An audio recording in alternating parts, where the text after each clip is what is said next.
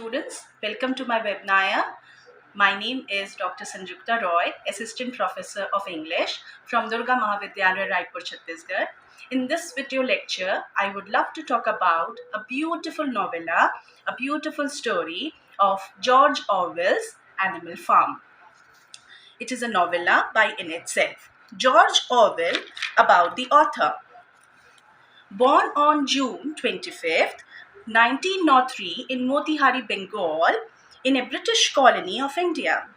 Eric Arthur Blair, known by his pen name, George Orwell, was an English novelist, essayist, and journalist. His father, Richard, worked for the Opium Department for the civil service. His mother, Ed, was one who brought him to England. He was ranked one of the two best achieved satirists in English literature, sharing the laureateship with Jonathan Swift, and as one of the three foremost masters of political writing in 20th century. His famous works, which he gave to literature, are The Memory Hole, Big Brother, Thought Crime, Thought Police, 1984, and The Animal Farm. Animal Farm, as I told you, one of his beautiful writings and successful as well. His work Animal Farm is an example of that how he connected art with politics. On 21 January 1950, he died due to tuberculosis. Introduction about the Animal Farm. Animal Farm is a short novel by George Orwell in the form of political allegory, and it is a political allegory novella. It was written during World War II and published in the year 1945. It was about of the farm animals who rebel against their farmer. They hope to create a society where the animals can be equal, free, and happy. Ultimately, the rebellion is betrayed, and under the dictatorship of the pig called Napoleon, the farm ends up in a state as a bad and it was before. According to Orwell, Animal Farm reflects events leading up to the Russian Revolution of 1917 and then into the Tsarist era of the Soviet Union. Orwell, a democratic critic and a socialistic, was a critic of Joseph Stalin. So he revolted Joseph Stalin. He wants to revolt Joseph Stalin. The two major metaphors are used in this Animal Farm. One is Joseph Stalin, and the metaphor is used as a name called Napoleon, and the other is Nobel. The metaphor is used as Leon Trotsky. So two major characters in the novel, in the novella. Political allegory. The main aspect that is taken from Animal Farm is the political allegory aspect. And what do you mean by political allegory? Political allegories are the stories that use imagery, characters, and situations to sterilize real life political events. It is an extended metaphor that often uses a simple substitution of one element or symbol for another. It is a story or painting that on the surface tells one tale but has a hidden political meaning underneath. Political allegories can be extended to fiction, drama, painting, music, as well as in films. Political allegory in Animal Farm. So, as I told you, it is a political allegory. The main concept is the political allegory. So, what do you mean by political allegory, as I told you earlier? And the political allegory in Animal Farm, now I want to tell you, that is, Animal Farm draws on a rich tradition of political allegory. Animal Farm draws on a rich tradition of political allegory. It draws a rich, heavy aspect of political allegory. Orwell Use of animal metaphors made clear the hell of totalitarian rule and the real dark side of democracy. He wants to tell it is totalitarian rule and a real dark side of democracy. It can be seen in Animal Farm. Napoleon, the pig, is actually the metaphor for Joseph Stalin, as I told you earlier. Compared with the social phenomena at that time, it can be safely concluded that Nobel represents Leon Trotsky, former member of the Constituent Assembly of Russia. So it is taken from the aspect is taken from the Russian Revolution, the revolt against the Russian Revolution, that is the in the year of 1917. It is taken from that period, and the George Orwell belongs to the 20th century. Summary and chapterization of Animal Farm. So the major and minor characters are there. Major characters, Mr. Jones. He is the owner of the animal farm, the owner of the human master of the animal farm named Mr. Jones. The second most important character is the old major, an elderly middle white boar. Napoleon, leader of Animal Farm after the rebellion. Snowball, an intellectual white pig leader. Boxer is a horse and delegated labor. He is a delegated labor. He is a horse and he is a very delegated worker towards the animal farm. Mr. Pligenton, owner of Foxwood Farm near Animal Farm. He is another owner of the Foxwood Farm. Mr. Frederick, a hard businessman and argumentative but shrewd in his character. The next important concept of Animal Farm, as I come to know, is the Seven Commandments and the animalism. Animalism is the main concept of the Animal Farm. So, what do you mean by animalism? According to Old Major, he gave an idea of seven commandments as well as how to live the life of not according to humans but as animals can live free and happy. So animalism is an idea and beliefs of the old major that right to freedom and equality into a complete system of thought which they call animalism. So animalism means the ideas and belief of old major. The old major white boar pig says that the freedom and equality into a complete system of thought, which they call animalism. The central belief of animalism are expressed in the seven commandments. The old major gave the seven commandments to other animals. However, as the pigs seize more power, they change the seven commandments. Napoleon changed the seven commandments as well as the rule of animalism. Until animalism is reduced to a single principle, which is visualized and opposite of old major ideas. Original ideas are totally destroyed of old major, and Napoleon monopolized the farm accordingly. As all animals are equal, but some animals are more equal than others. Napoleon uses the phrase and changes the phrase, all animals are equal, but some animals are more equal than others. So the part is changed. We have the seven commandments, the beautiful seven commandments that old major give to all animals are: whatever goes upon two legs is an enemy. Whatever goes upon four legs or has wings is a friend. No animal shall wear clothes. No animal shall sleep in bed. No animal shall drink alcohol. No animal shall kill any other animal. All animals are equal. So this is a beautiful seven commandments that is given by old major to other animals. But the old major's commandment was totally destroyed and hampered by Napoleon, the shrewd and a cunning leader he wants to become and to rule the animal farm. We have beautiful summary and a chapterization of Animal Farm. So we have the 10 chapters. It's, as I told you, it is a novella. It's a short story. It is known as a novella. So we have 10 chapters. The first chapter, in a brief, I can explain. In this chapter 1 of Animal Farm, the animals gather and listen to old Major, a whiteboard, and the leader of animals.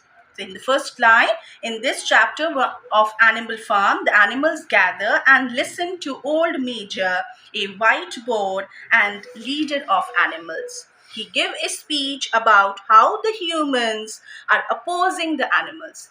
They want to change the ideas that humans are superior and we are inferior. These ideas are just rubbish according to the old Major Pig. He gave a speech about how humans are opposing the animals. He tells the other animals that he hopes for freedom. They want freedom to live. Then all the animals plan a rebellion against their human master, Mr. Jones. So again, the rebel process start, and all animals rebel against their farm leader. In chapter 2, after the death of old Major, as he is a white old boar, so after he dies, all animals find new leader. They choose two pigs as their leader, Snowball and Napoleon. They choose two pigs as their leader. The rebellion occurs when Joan again falls into a drunken sleep and neglects to feed the animals. Again, the rebels start when Mr. Joan does not want to feed the animals. He doesn't want to give food to the animals, who break into the store shed in search for meal. When Joan and his men arrive, they begin whipping the animals, but soon find themselves being attacked and chased off the farm. So all the animals chase the human master and the human master ran away. Snowball changes the sign leading Made a Farm to Animal Farm and paints the 7 commandments of animalism on the wall of the barn. He write all the 7 commandments in the wall. In chapter 3, we can find it out. The animals spent a laborious summer harvesting in the fields. The clever pigs think the ways for the animals to use the human tools, and every animal participates in the work, each according to their capacity. Each they working on their capacity. They are distributing the work. The resulting harvest exceeds any that the farm has ever known. In this chapter, we see the clash of ideas between Napoleon and Snowball on every Sunday meeting. So, the clash between the two, the Napoleon and the Snowball, is in this chapter. In chapter 4, we can find it out. By late summer, news of Animal Farm has spread across half the country. Mr. Jones lives enormously in Wellington, drinking and complaining about his misfortune. He's always complaining about his misfortune, that all the animals uh, gave me that I shall run from the farm. So in this way, he's always complaining about his misfortune. Mr. Frederick, who owns the adjoining farm, fear that this attachment will spread among their own animals. So Mr. Frederick finds that he's an adjoining farm. He has an adjoining farm, and he thinks that his animals in his farm will get attacked or get influenced by the other animals in the animal farm. In early October, a fight of pigeons alerts Animal Farm that Mr. Jones had begun marching with some Pligenton and Frederick's men. Snowball prepares a defense and leads the animal in ambush on the men. Humans suffer a quick defeat. All humans suffer and has a quick defeat. The animal loses amount only a single sheep, and all humans were defeated. In chapter 5, in this chapter illuminates Napoleon's corrupt and power hungry motivation. Napoleon, as I told you, he's a very shrewd, cunning, and his main idea is to monopolize the farm. He becomes a monopolized leader. He wants to become a monopolizing the other animals. In this chapter illuminates Napoleon corrupt and power hungry motivations. He openly and unabashedly seizes power for himself, banishes Snowball in his use of the dogs. He banishes Snowball also. He said that he chases the dogs in front of Snowball. Napoleon has monopolized the farm source of defense and protection. In chapter 6, for the rest of the year, the animal work at a back-breaking pace to farm enough food for themselves and to build the windmill. They are making a windmill. The procedure is going on to make a windmill. Napoleon announces that working on Sundays is voluntary. Animals who refuses to do so will have their rations cut by half. If they are not doing proper work, the rations, the part of food to give or the salary is should be cut. So Napoleon is a very cunning and shrewd in this manner. But because they believe what the leadership tells them, they are all working on their own good. They are working on their own good. Boxer, as I told you, he's a horse in the animal farm. Boxer in this particular commits himself to animal farm by doing the work of 3 animals but never complaining. He is doing the work of 3 animals by himself, but he's never complaining. He's never complained about the Napoleon's attitude. In this chapter 7, in the bit cold winter, the animals struggle to rebuild the windmill. They fall short of food, a fact that they work to conceal from the human farmers around. In order to feed the animals, Napoleon contracts to sell 400 eggs a week. No animal should be killed in animal farm, and the eggs or the wool cannot be sold in animal farm according to the old major. But Napoleon idea is totally banishes and totally destroyed in the animal farm. The hens rebel and the Napoleon responds by cutting their rations entirely. 9 hens die before the others give into Napoleon's demand. In chapter 8, the animals work hard throughout the year to rebuild the windmill as the windmill was destroyed. And again, they are making the windmill. They often suffer from hunger and the cold. A pile of timber lies unused on the farm, left over from the days of Jones, and Napoleon engages in complicated negotiations for the sale of it to either Mr. Frederick or Mr. Pligenton. A pile of timber lies in the animal farm and he wants to sell the timber to Mr. Frederick or Mr. Pligenton. When negotiation favor Mr. Frederick, the pigs teach the animals to hate Mr. Pligenton, as Mr. Frederick wants to get the timber and they refuses to and they want the pigs said the Napoleon said to not give the respect to the Pligenton. In this 9th chapter, we can find that the weekly process, the monthly process is going on. The animals set about rebuilding the windmill. Though Boxer remains seriously injured, he refuses to leave his work. He says that his only goal is to see the windmill off to a good start before he retires. He just wants to see the windmill to be started. Though no animals are retired on animal farm, food grows ever more scarce. Food grow even more scarce. And all animals receive reduced rations except the pigs and dogs.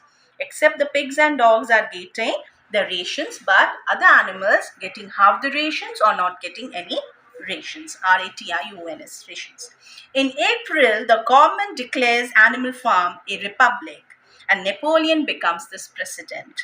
Having been the only candidate, he's the only candidate in the animal farm.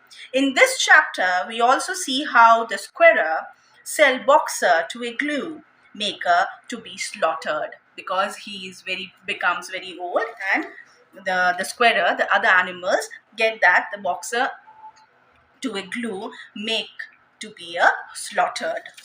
In the 10th chapter, in the last chapter, we find year pass. Many animals age and die, and few recalls the days before the rebellion. The animals complete a new windmill, which is used for milling corn, a far more profitable endeavor.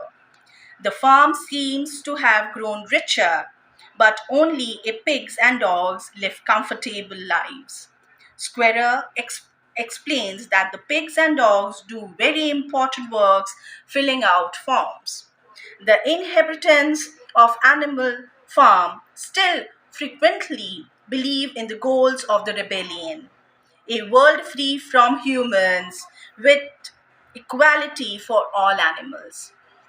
At the end, only one commandment remains same. Only one commandment. We have 7 commandments, but only one command remains the same, and that is also not remains the same. The 7 commandments means the last commandment, that some animals are more equal than others. Some animals are more equal, means the pigs are more superior than other animals. So the last commandment remains the same. All animals are equal. However, it now carries an addition, but some animals are more equal than others. In the concluding part, in the conclusion, we come to know at the end of the animal farm, Pliginton and other human farmers come to eat dinner with the pigs at the farmhouse, as the other animals watch through the window. They find they are unable to tell pigs and human apart. They cannot say who is pig and who is human. The pigs have started to dress and behave exactly like humans. The book's finally image expresses the animal's realization that the pigs have become as cruel and oppressive as human farmers. The ending also makes the argument that political power is always the same. Whosoever has it, and whatever the ideology is used to justify it. Powerful people are cruel and selfish, whether they are pigs or humans, communist or capitalist. Above all, the ending suggests that all powerful people are liars and manipulators.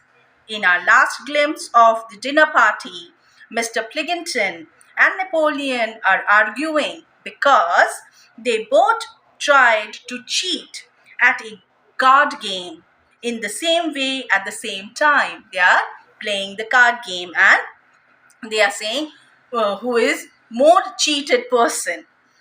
The ending does not offer much hope for a workable political system with true equality for all. There cannot be true equality in any aspect in this world. Some people are superior, some people are more superior, some people are less superior. There is always a difference between them. Rather, the ending points that the corrupting nature and power dooms all political systems to failure. This concludes a beautiful novella written by George Orwell, Animal Farm. Thank you so much, students.